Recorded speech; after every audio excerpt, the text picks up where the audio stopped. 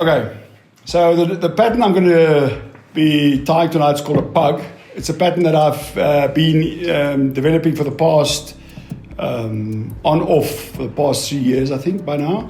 It's called a pug because, as you can see over here, it looks like this thing swam into the wall. So it's got a lighter little chin, darker head, and the eye, pop-out eyes, so that's why I call it a pug. Just simply because of the way the head looks. You know, you can interpret the pug in a lot of ways. You can pug around, you can pug fish up. That's what the pug is for.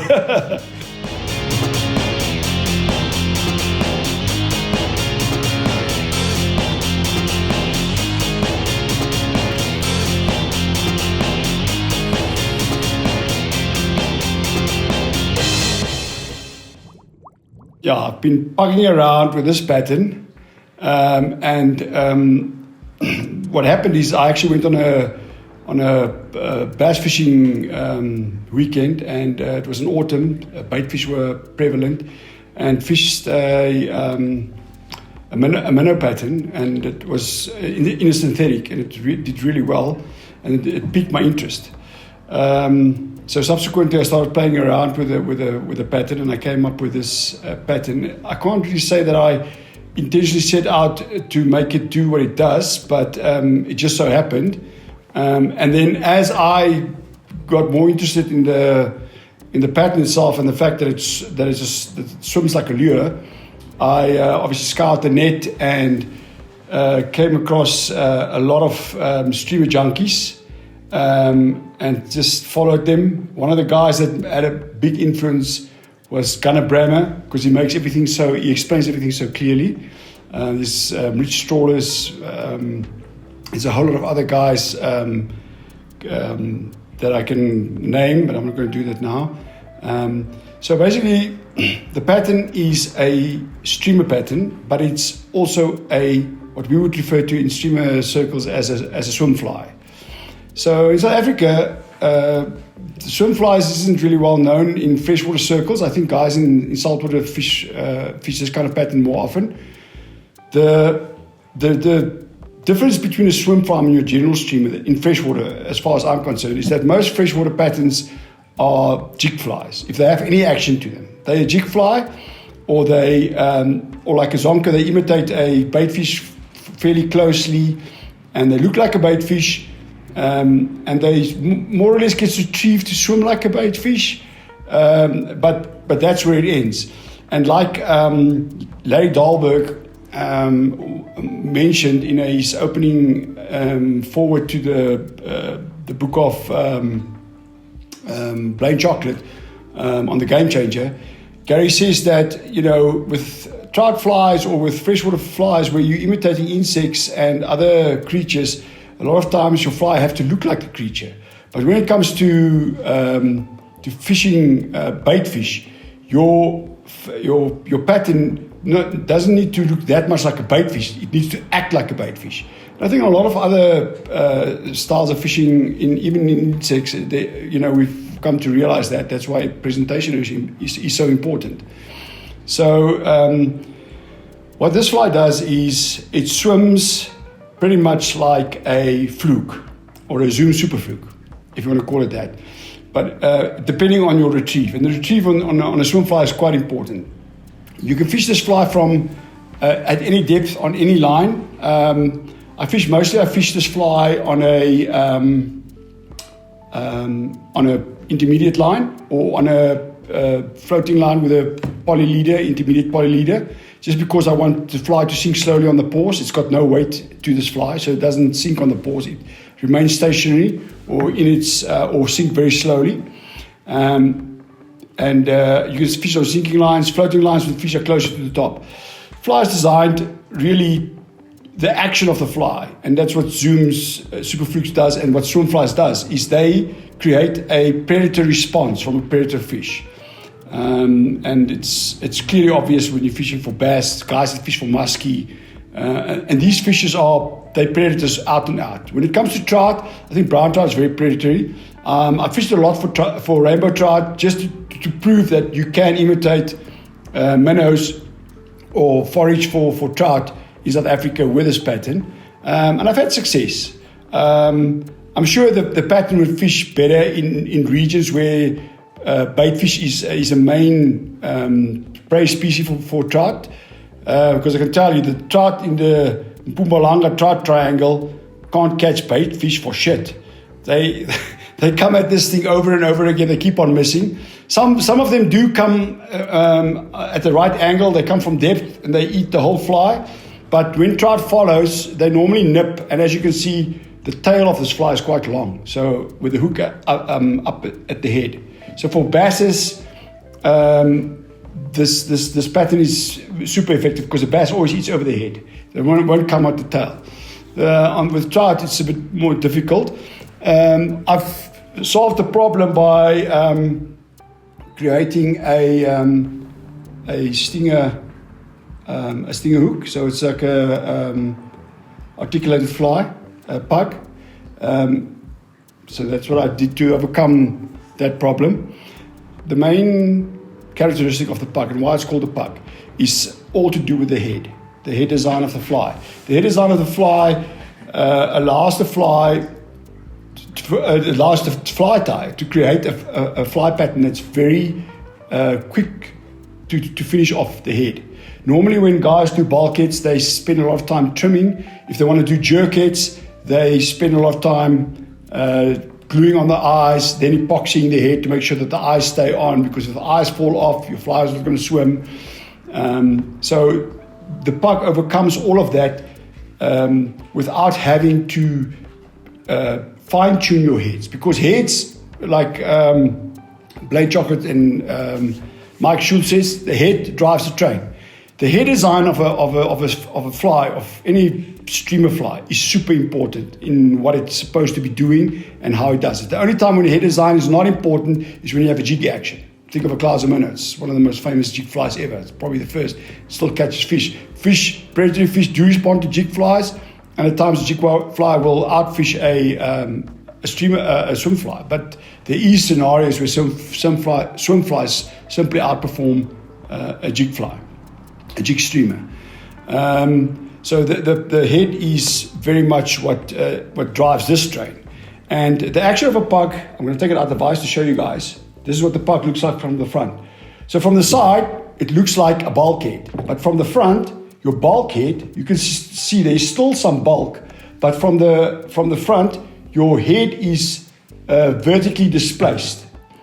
And normally, tyers would spend a lot of time tying the head and then gluing on the eyes and then epoxying the head so that the fly swims. And when we talk about jerk flies, what the fly actually does is basically, if you do a steady cadence, the fly will jerk from side to side. So if you pull, the fly goes straight. The minute you stop on the pause, the fly will go left, and then you pull again. And on the next pause, the fly will go right. So, but with this fly, because it's got a vertically displaced head and it wants to go left and right, it's also got some bulk to the head, and the little body behind it continues the bulk. So what it does, it will come forward. It will either go up. Sometimes it even wants to try and do a 180 degree because it pauses so quick on the pause. It stops so quickly that it wants to go somewhere, but it can't because there's too much bulk on the head. And then it will either go like up, and then it will turn left or right. And then it will maybe go up and then slowly drop, and then your next pull is there. So basically, if I can explain with my hands, if you're looking at the fly like this, and I'm retrieving in a strip retrieve that's short, powerful strips, my fly will go whoop, whoop, whoop, whoop, whoop, whoop, whoop, whoop, whoop. Okay, if I can explain it like that with the wording, you get the idea. And in between that, it does a belly roll as well, which bass guys really believe in when it comes to fishing for bass and predatory fish. So the thing, it's almost, I cannot predict how it will swim. I cannot predict exactly how it will swim, but I've tweaked them so that I know that on a slow cadence, my fly will walk the dog. It will go left, right. Then I know they swim well. Then I can do whatever I want to with my retrieve and the cadence to make this thing do some crazy stuff and you fish it like a fluke bass lure. All right, guys, the pug I'm going to tie tonight is pretty much the original, and it's the most straightforward one. You can play around with materials. You'll see when I tie the fly, the interpretations that you can put to it. But I'm going to start off, and it's quite an unconventional fly because I'm not using materials, some of the materials that you will find in fly shops. So for instance, I'm starting with the hooks. The pattern I'm going to be tying tonight is going to be on a size 2 Chinu hook. It's called a ring Chinu from Mustad. I prefer this one because it's quite sharp, but pick from your favorite brand. Mine is Mustad, and the other one that I like is VMC. So my 2 sizes that I use most of the time is a 2, and then if I want to go smaller, I tie on a 4. If you want to go the way of fly hooks, the minnow hook of Arex minnow hook, the size 6 is equivalent to the 4, and the size 4 would be equivalent to the size 2 Chinu hook. Okay. Then I'm using at the back, I'm going to be using lead wire, a couple of wraps of lead wire to kill the hook and also to create forward momentum. I'm using a 0.25 millimeter lead wire. The eyes that I'm using for this pattern, I know, it's the same eyes that we use for the Papa Roach. I think there's some, you can see where this pattern sort of got some DNA from. These ones you get from, it's called bead chain, that I get from the haberdashery shops. And unlike the Papa Roach, where you can use a faceted plastic bead chain, with a pug, it's preferable to use a round bead chain. And I'll explain to you later why it's quite important to have a round one. The tail of the pug is going to be consisting, the base is going to be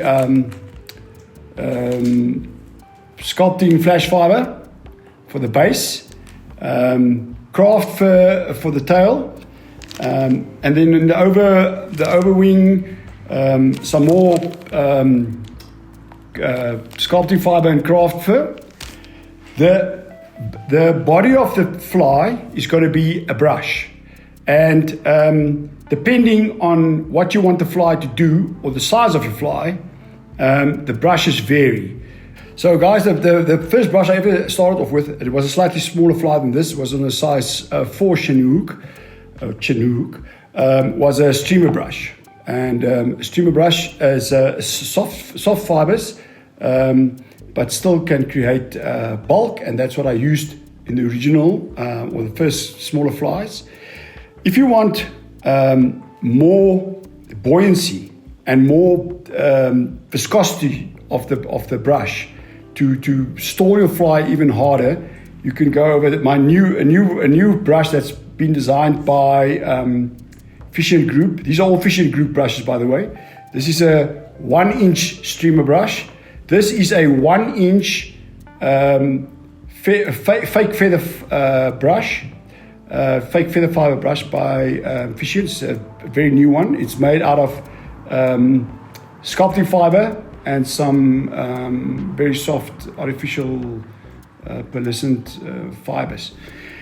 Then if you want more water push and more buoyancy in your fly, you can use a sculpting fiber brush, flash sculpting fiber brush. For this is 1-inch flash sculpting fiber brush. Then if you want to take it to the extreme and you want serious buoyancy, so what will happen with buoyancy is your fly will swim up a lot on the pause. When we talk about swim flies, we basically refer to what the fly does when you pause on the retrieve. So in between every strip, what that fly does. So if you want the fly to swim up a lot, or you want the fly to almost hover in place and not sink slowly, you can use what they call a translucent brush, which is extremely buoyant. Also, it can create a fly that swims very close to the surface. Then if you have very big pugs, or you want to do an articulated pug, you can use a SF fiber brush. This is the Steve Farrar blend. It's very rigid. It pushes a lot of water. What I normally do is I use this in conjunction with a softer brush at the back, and then my last 2 or 3 turns behind my eyes will be done in this material. This is also great for when you're fishing rivers and you want a lot of movement out of your fly, and you want your fly to create a lot of water push. So the more rigid the fibers, the more water push you're going to get. And when we talk about water push, we're not talking about the vibrations the fly give off. We talk about how much water is displaced around the fly or around the head so that the fly can actually swim or move. So what will happen on the pause between retrieves is you've got momentum coming from the back, and you've got resistance in the front. So the two, it's almost like a train, a locomotive that cannot stop. So it needs to go somewhere. So you basically derailing your train, and your fly needs to move in somewhere. So whatever the head design is will allow it to move left, right, center, up or down, and that's what creating this erratic jerk action of a jerk fly. Okay, so guys, the last final material that I use for the head, and that's vital for this pattern, and I think that's actually what creates the face of the pug, and actually also creates the pattern, makes it unique, is the fact that the head is lasered up. All tyers, plenty of stream fishermen uses lasered up, and they use it on eyes and beach chain eyes. And what they do is they'll tie it in, and they'll tie it in and fold it back, and then create a head like that. But by doing that, you create a very big head and not a very dense head. So what I have come up with is I cut my lasered up. Here's a little piece. I cut my lasered up to a stub, and then I tie it in to create a bulkhead like you can see over here. So there's basically the reason why the pug is the pug. You've got this very dense head ahead of your brush, and then the long fibers shapes the fly and allows the water to flow. And if water flows over your fly, not through your fly, that's when your fly actually swims. That's the final part of the material in the pug. So because this is really a bait hook, so they're using bait fishing, there's a barb. I normally debarb, but you don't have to. So I do 2 things. You don't have to do neither of these things.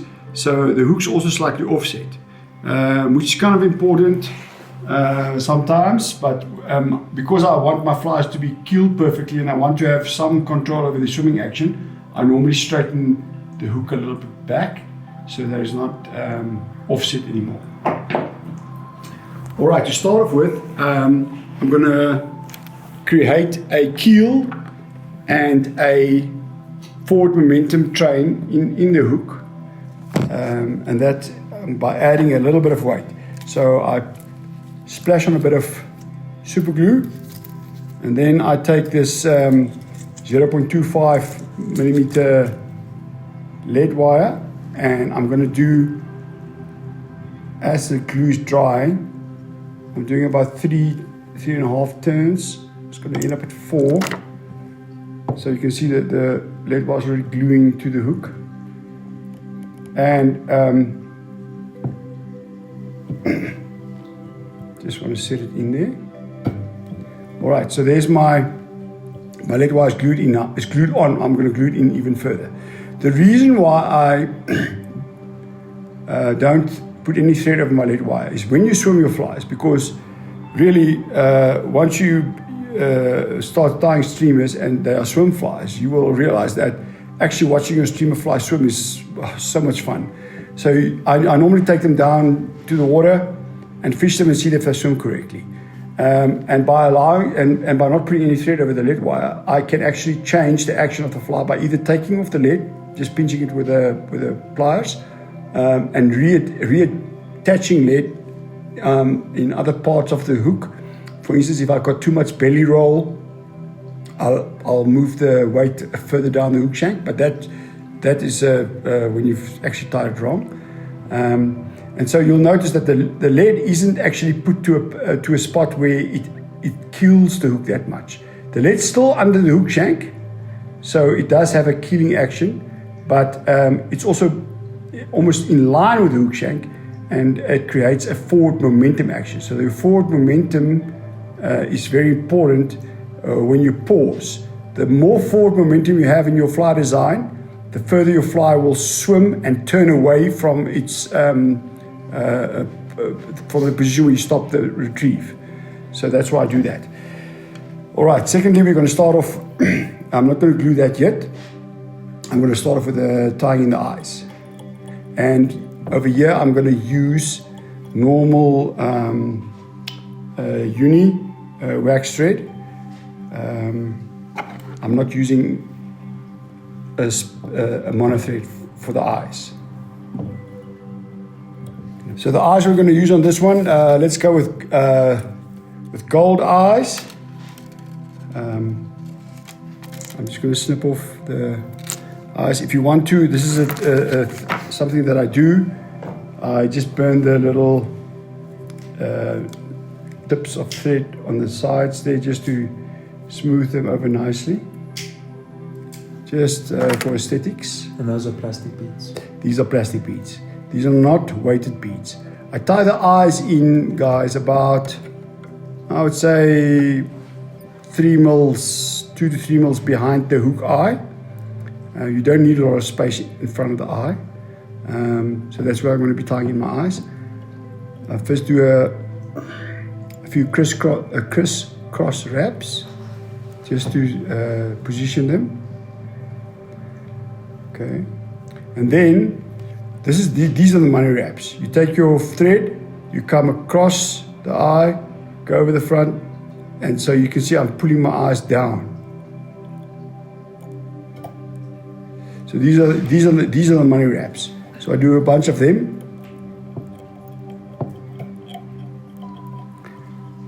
So I've got my eyes tied in like that. And now, to just keep my eyes in position, I'm going to do a few wraps underneath the eyes. So I'm basically lifting the base, the eye base. So the eyes are almost on top of the hook shank. There we go. Like that. Now we're going to tie off.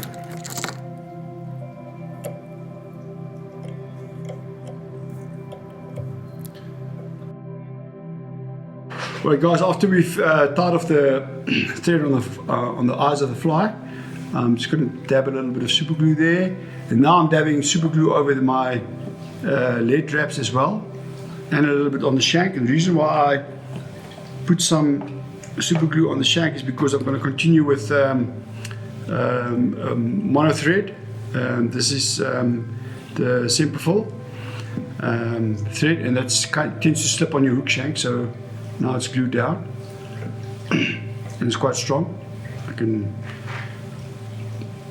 pull stuff down nicely. So that's my preferred thread that I use for tying the streamers.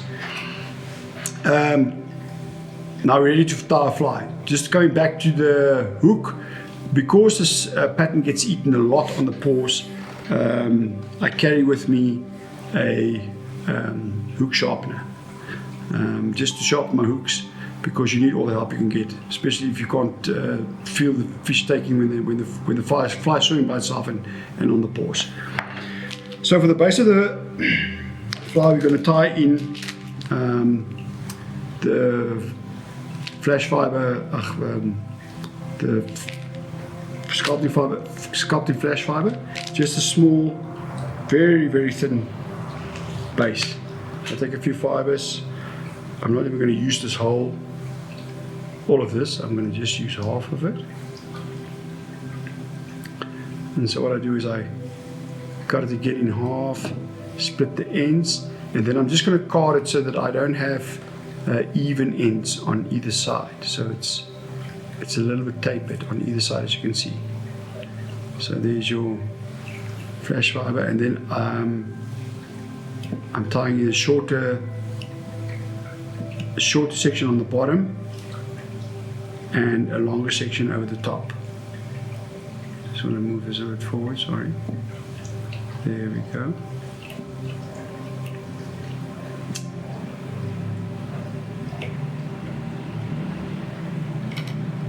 So that's just to help my prevent tail wrapping.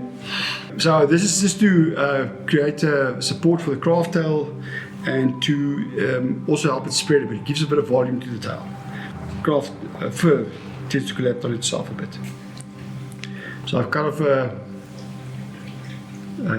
portion of craft tail at the base, and what I'm going to do now is I'll pull off all this shorter under fur, so I don't need that.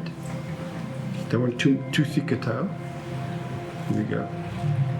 And then I'm looking for a natural taper in my tail. There we go. So there we go. So now I'm going to tie in my tail.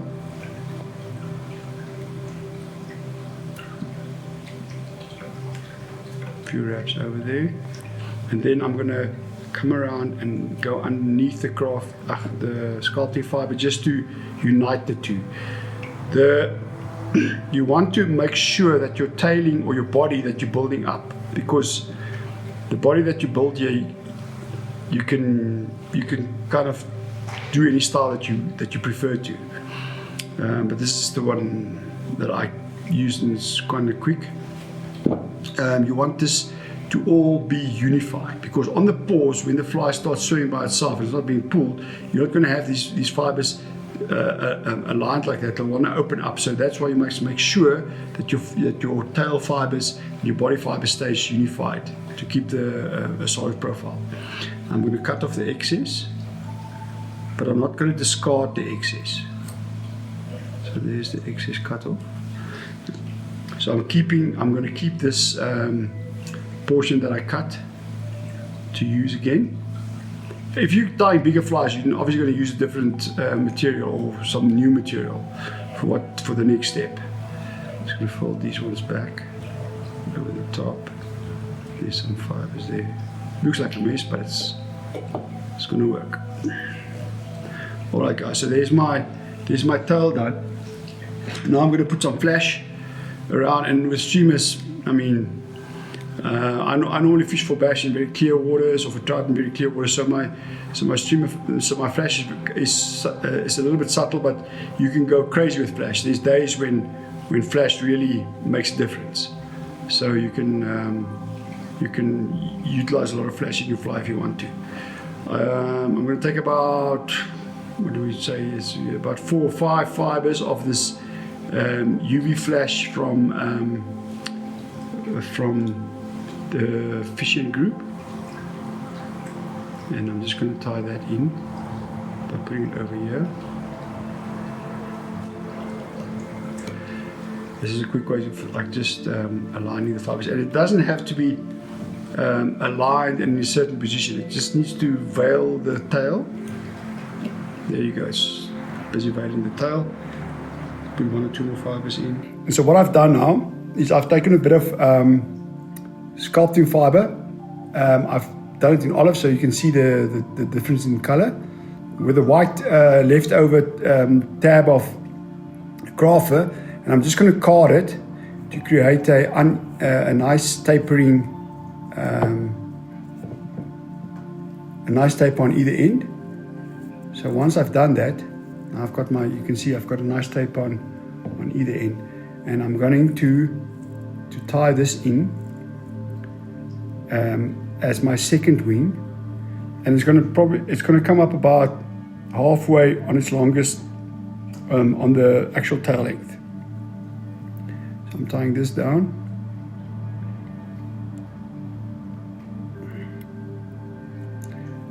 So the first section towards the back is longer than the section to the front, because I want the taper, and then I'm going to fold it back and pull and just try and catch it and tie it down as well. So you can see I'm actually creating a little bit of a hump there, but the one thing that you do not want to do is you don't want to spread the fibers too much to the side of the fly. I want to have a bit of a vertical lift on the body, and this is my body. This is the body of the fly that I've created. But what you can do in any kind of way, a lot of times we want to flick a tail. I do a ostrich whole tail. You can do a hackle tail if you want more of a jerk action. So it's open to interpretation. This is not really what the pug is about. It's not about the body. So the body is completely open to interpretation.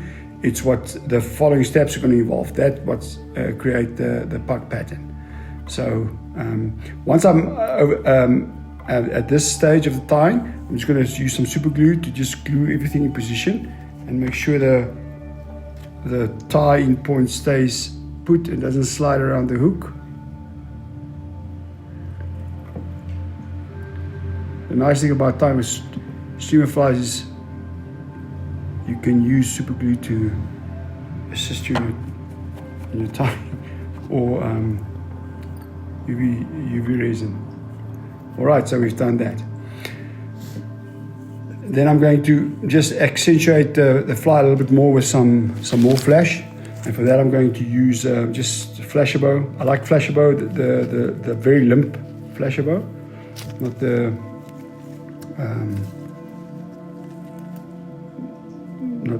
stiffer material. It creates a better flow with the pattern.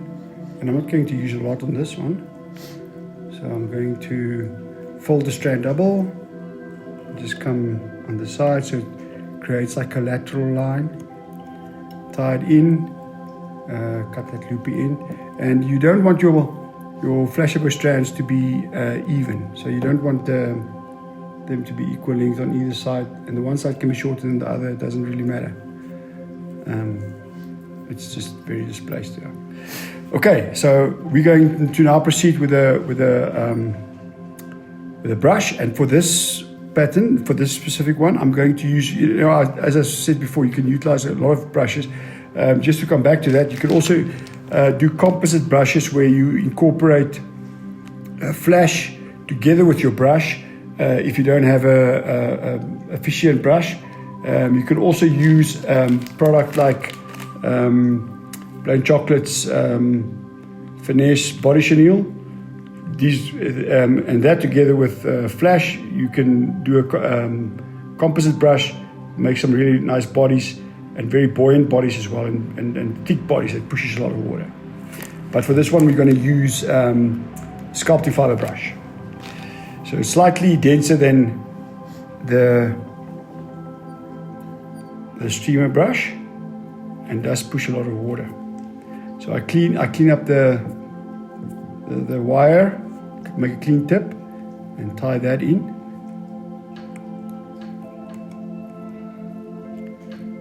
And now the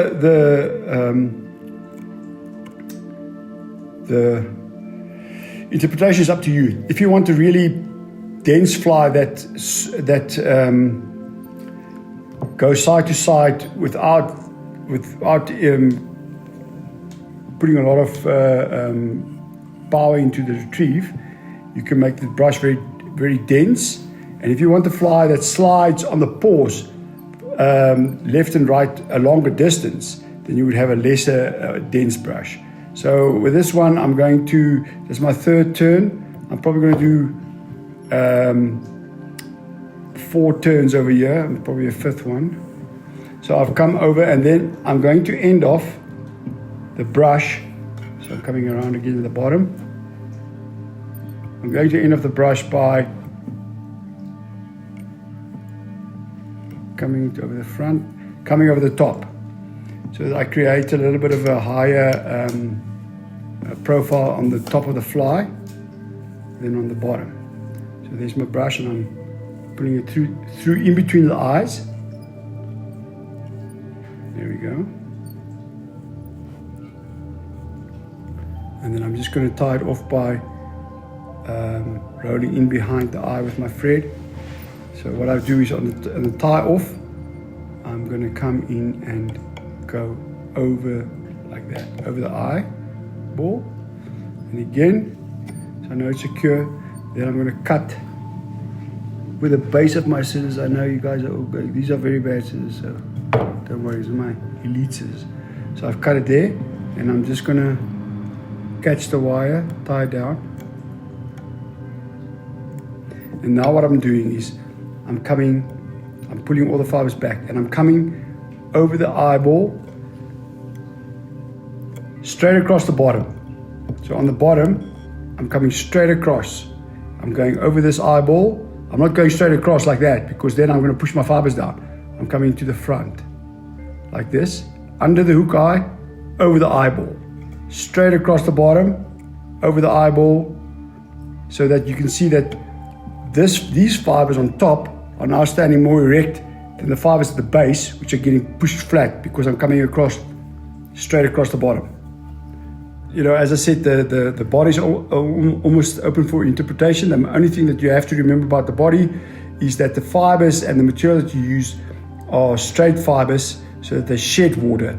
And at the head, you have crimped fibers or water pushing fibers to stop the fly. So now that I've done the brush, the eyes automatically push the sides flat and lifts the bottom and the top, so you have a vertically displaced body.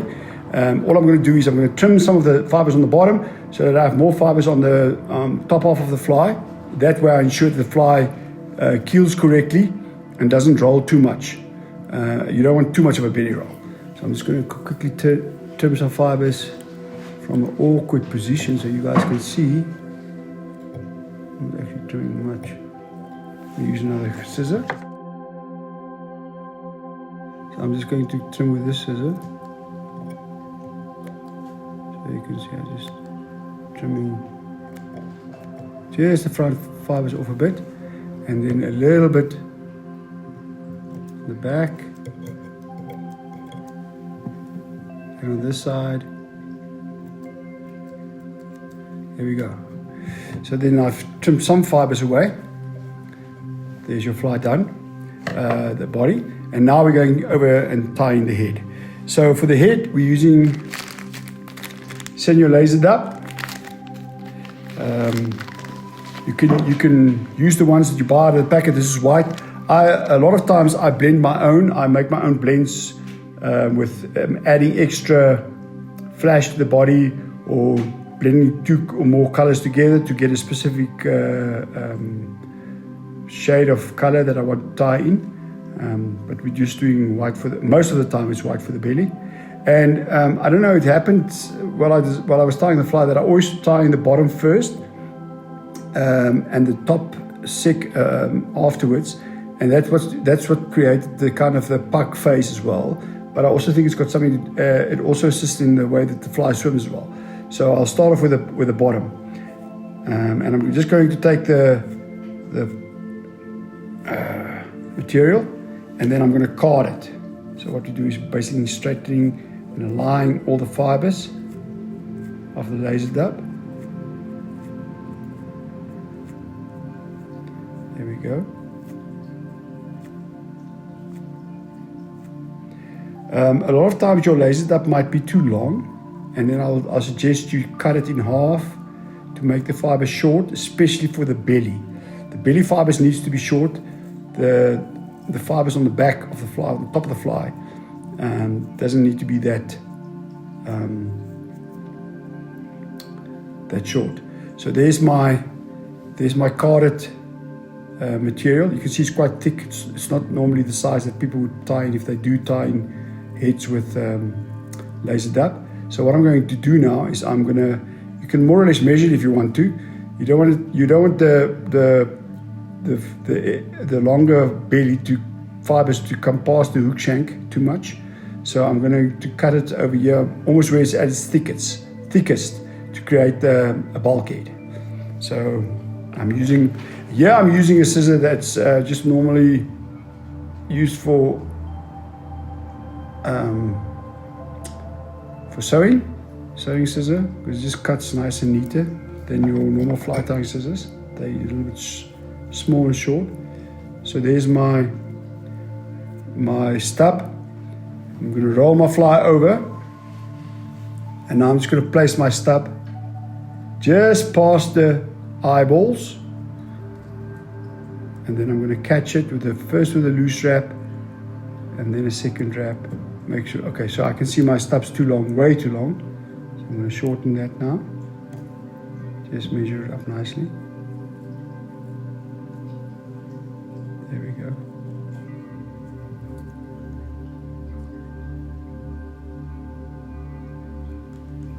Just past the eyeballs.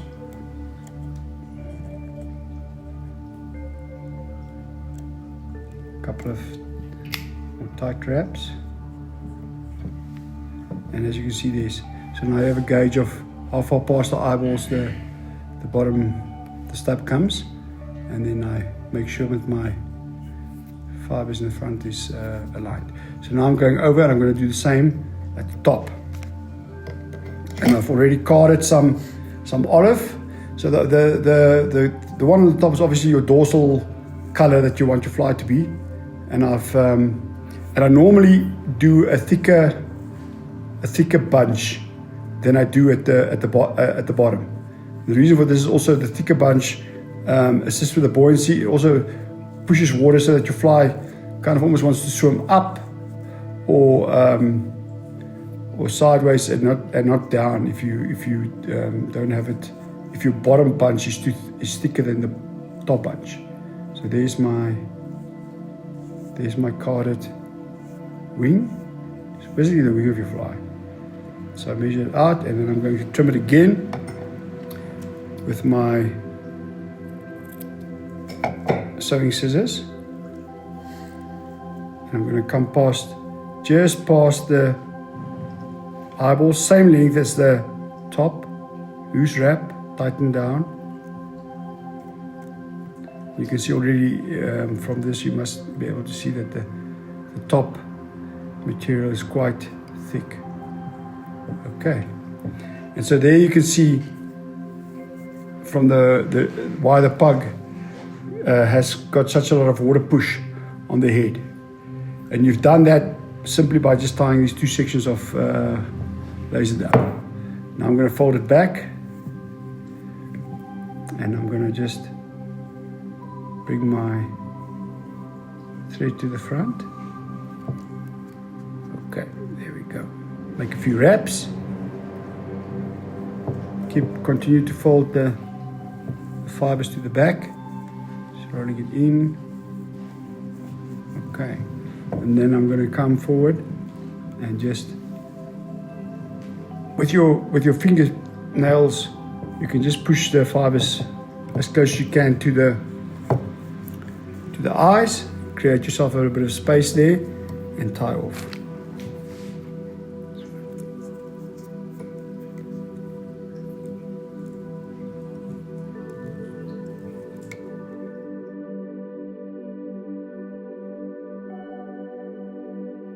The reason why you don't have the thread dam when you're tying off is because you're going to use super glue to shape your head as well.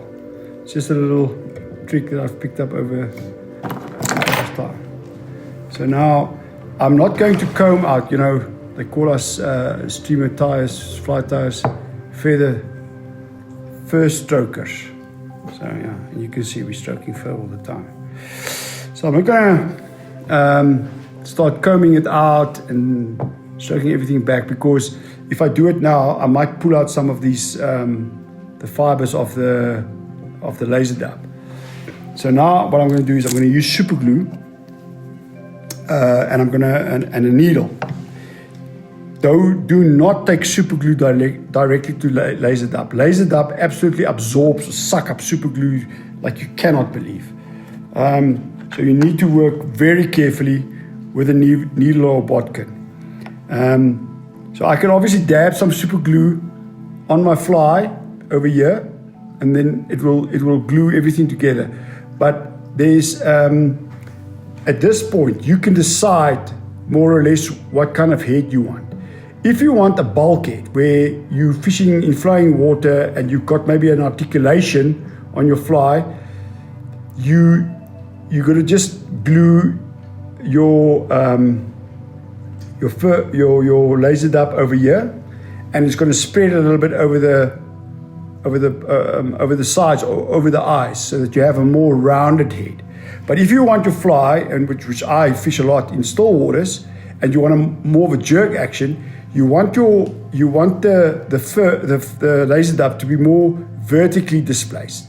And in that case, you're going to do not only glue your fibers over there, but you're also going to glue them a little bit on the side, like over here. So if I show you with my needle, like that, you're going to glue it a little bit like that, and that way you will be displacing your laser dub a little bit more vertically, and your fly will become a bit more of a jerk fly. So I'm going to do it with this one. So I'm just going to do it there, and then I'm going to show you what I do over here. I just push it over there, and as you can see, the laser dub just sucks up the super glue like you can't believe. And I do the same at the bottom.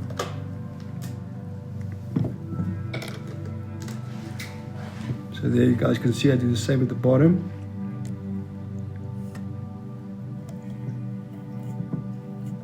And it doesn't look like I've applied a lot of super glue, but trust me, the laser dub sucks in all of that super glue that was on that needle. And now I can do the favorite thing that a streamer fisherman, a streamer fly tyer does, and that's stroking fur. If I can find my comb. Oh, here we go. And then I just comb out the fibers. So you have all the loose fibers that's in the laser dub is coming out now. And then I just stroke. Here's the stroking. And there you have your fly. And there's the pug. So that's your pug basically shaped. So if you want to keep the pug in this color combination, that's fine.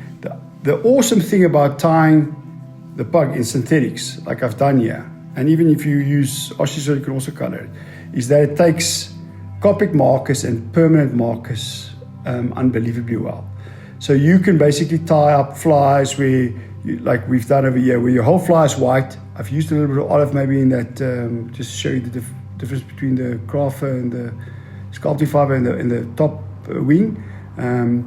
But you can color your fly any color that you want, and you can color it in some really wild colors. So for instance, over here I've done a white and a Lumo green chartreuse pug, and this was a white fly, just colored it that color. So we're going to do this one in white and olive, and I'm just going to show you guys how you color it quickly. So there I'm going to color it on my side, the dorsal side, and then I'm going to come in and on the camera, if the camera guys can see there, it's coming in over here on this side, and just the copy marking, because I want the wing to be similarly colored, although it is olive already. I'm just making sure it's obviously the same color. And you can really knock yourself out like the guys do, the streamer guys do, and they do barring, etc. on your fly, and you can do that. So there you go. I haven't done the color now completely, but it's just to show you guys the kind of effect that you can create. And that's the pug.